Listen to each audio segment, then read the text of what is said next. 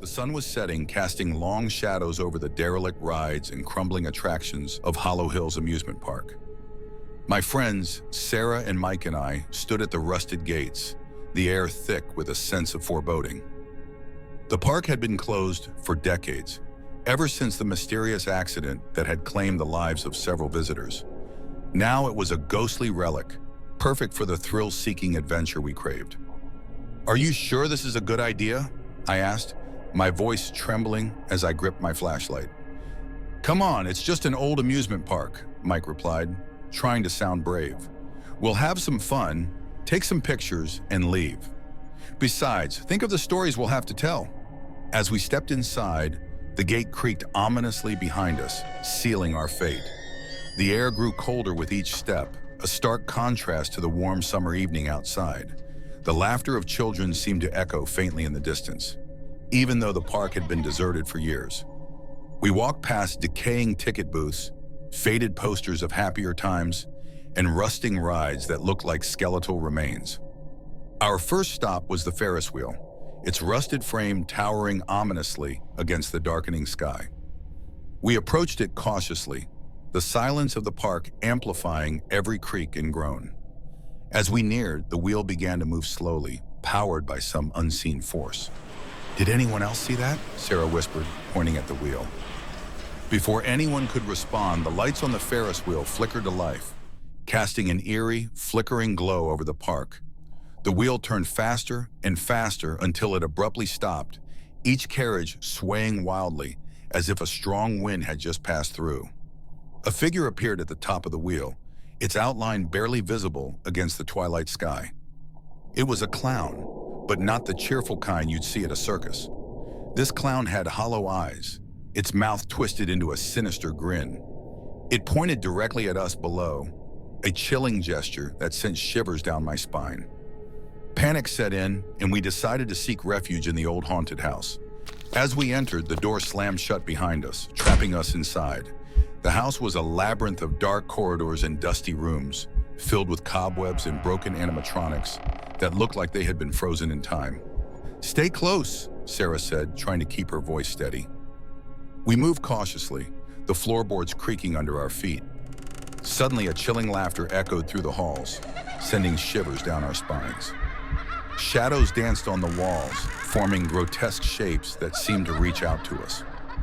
In one of the rooms, we found a dusty mirror. As we looked into it, the reflection showed not ourselves, but the clown standing right behind us. We spun around, but the room was empty. "Did you see that?" I asked, my voice barely more than a whisper. "Let's get out of here," Mike urged, his face pale. Desperate to escape, we fled the haunted house and found ourselves near the carousel.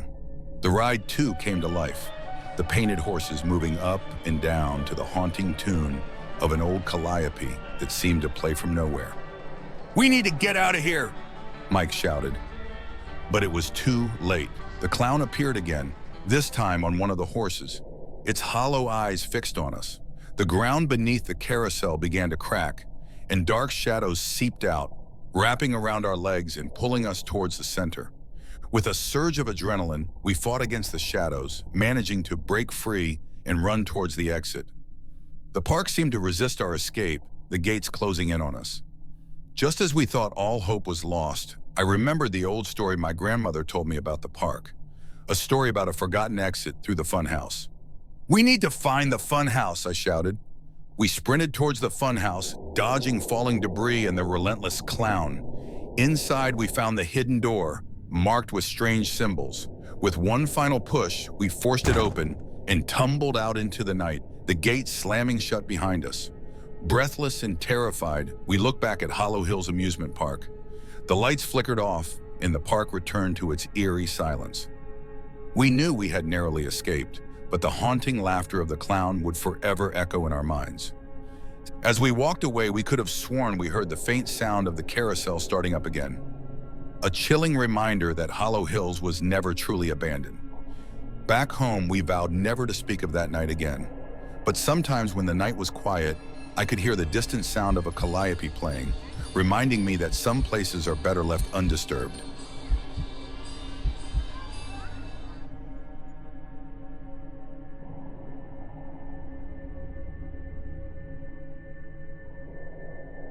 was the summer before my senior year of college, and I needed to save up some money.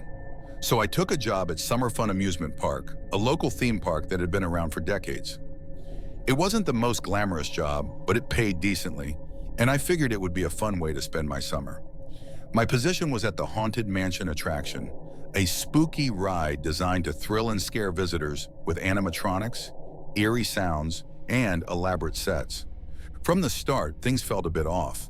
The park had an old, worn feel to it, and there were stories among the staff about strange occurrences and unexplained events.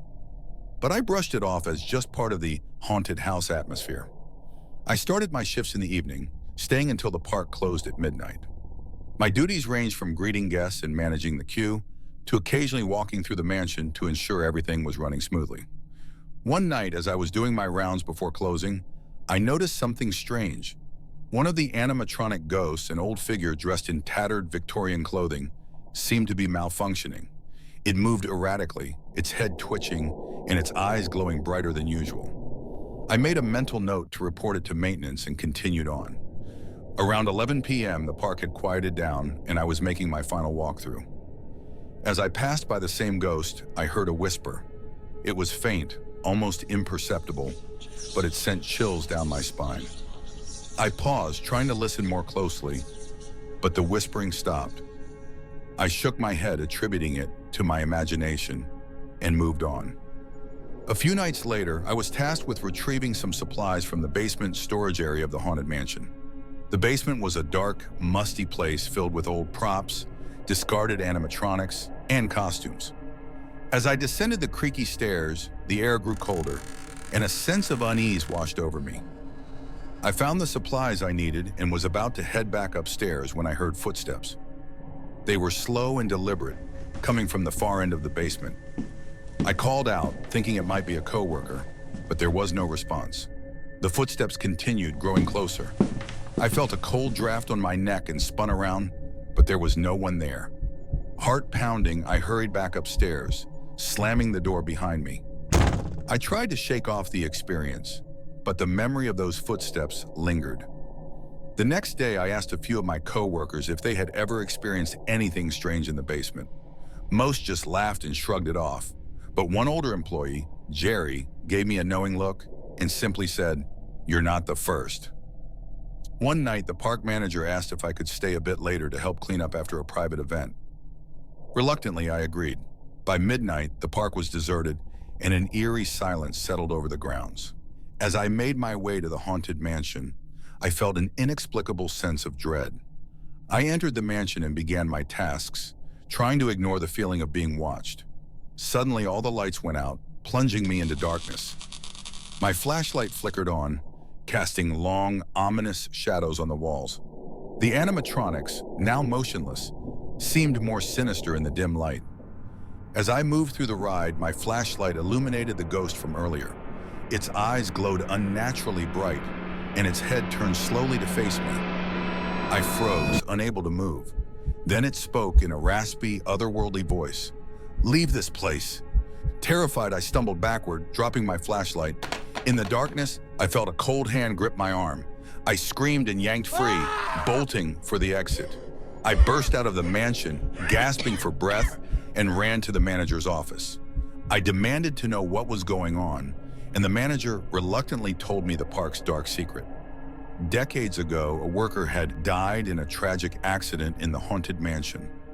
Ever since, there had been reports of strange occurrences and sightings.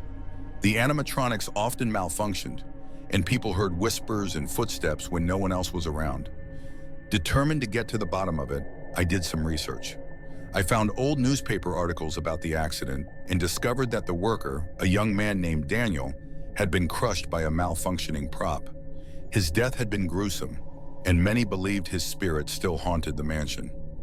With newfound knowledge, I returned to the Haunted Mansion the next night, armed with a plan. I brought a small recorder and a candle, hoping to communicate with Daniel's spirit. As midnight approached, I sat in the center of the ride, the candle casting a small circle of light around me. I called out to Daniel, explaining that I wanted to help him find peace. For a moment, there was nothing but silence. Then the temperature dropped, and I heard the same whispering voice from before. The candle flickered and shadows danced on the walls. Through the recorder, I captured a voice saying, "Help me." I felt a presence, and the animatronics began to move slowly, as if guided by an unseen force. I kept talking, encouraging Daniel to let go and move on. The whispering grew louder, then gradually faded. The room warmed, and the animatronics returned to their dormant state. I knew then that Daniel's spirit had finally found peace. The next day, I shared my findings with the park manager. He was skeptical, but agreed to let me perform a small ceremony to honor Daniel's memory. We placed a plaque in the haunted mansion, dedicating it to Daniel and acknowledging his tragic fate. The ceremony was simple but heartfelt, with a few of the older employees who remembered the stories joining us. From that day on, the strange occurrences ceased. The haunted mansion felt less oppressive, and the whispers were gone. I continued working at the park for the rest of the summer, but the memory of that night stayed with me. It was a reminder that some places carry the echoes of the past, and sometimes it's up to us to help those echoes find peace. One evening as I was closing up, Jerry approached me. "You did a good thing, kid," he said, patting my shoulder. "Not everyone would have had the guts to face what you did." I thanked him, feeling a sense of pride and closure. Back home, I reviewed the footage I had captured, amazed at the evidence of my encounter. Though Summer Fun Amusement Park remained a popular attraction, I knew it was no longer a place of fear, but a resting ground for the spirit who had been trapped there for so long. Even now, when I close my eyes, I can still hear the faint melody of the haunted house music and the whispers of the past, reminding me of the night I helped a lost soul find his way home.